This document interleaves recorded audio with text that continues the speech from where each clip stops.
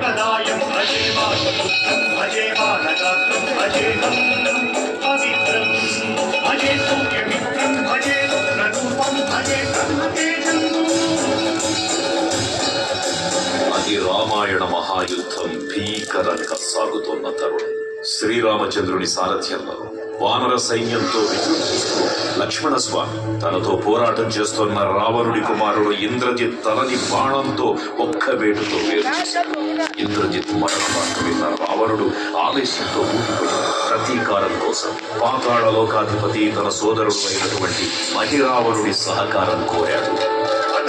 ప్రభాతంబు సాయంత్రమీ నామ సంకీర్తనలు చేసి నీ రూపు వర్ణించి నీ మీద నేదండ కల్పించేయ నీ పూర్తి గావించి నీ సుందరం పెంచి నీ దాసుంటనై రామ వస్తుంటనై నిన్నే కొల్చెదన్.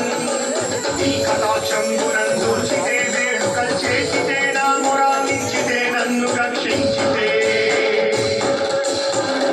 తంత్ర విద్యలో ఆరితేరిన మహిరావణుడి దాడి గురించి విభీషణుడి ద్వారా ముందుగా తెలుసుకున్న హనుమంతుల వారు తన ప్రభువుల విశ్రాంతి మందిరానికి కాపలా ఉండగా ఆ దుష్టుడు లోపలికి ప్రవేశించడానికి పలు ప్రయత్నాలు చేసి చివరికి మాయోపాయంతో విభీషణుడి రూపం ధరించి మందిరంలోకి ప్రవేశిస్తాడు.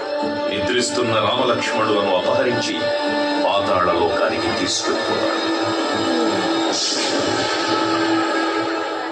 అంజనాదేవి గర్భాన్వయాదేవ నిందెంతవారన్ దయాశాలి వై చూచియున్ దాతవై కృషికదన్ నిలిచియున్ తొల్లి సుగ్రీవన్ మంత్రి వై స్వామి కార్యార్థవై ఏగి శ్రీరామ సౌమిత్రులను చూచి వారించి కారించి సర్వేసు పూజించి యవ్వాను చంపంటు గావించి మాలిని సంబించి కాకు సతిల కుంభపాలని వీక్షించి కిష్కింధకే తెంచి శ్రీరామ కార్యార్థమై లంకకే తెంచియున్ కాల్చియున్ యవ్వూని చూచి ఆనందము పొంగి ఆయుంగరం విచ్చి ఆరత్నముందెచ్చి శ్రీరామునిచ్చి సంతోషం చేసి. తన ప్రభువులను కాపాడుకోవడానికి వాయువేగంలో పాతాళ లోకానికి చేరుకున్న ఆంజనేయ స్వామికి సగం మొసలి సగం వానర రూపంలో ఉన్న వింత జీవి ముఖద్వారం వద్ద కాపలా కాస్తూ కనిపిస్తుంది.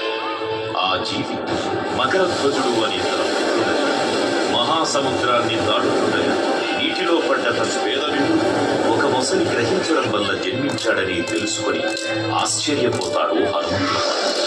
తన పుత్రుడిని యుద్ధంలో ఓడించి పాతాళ లోకం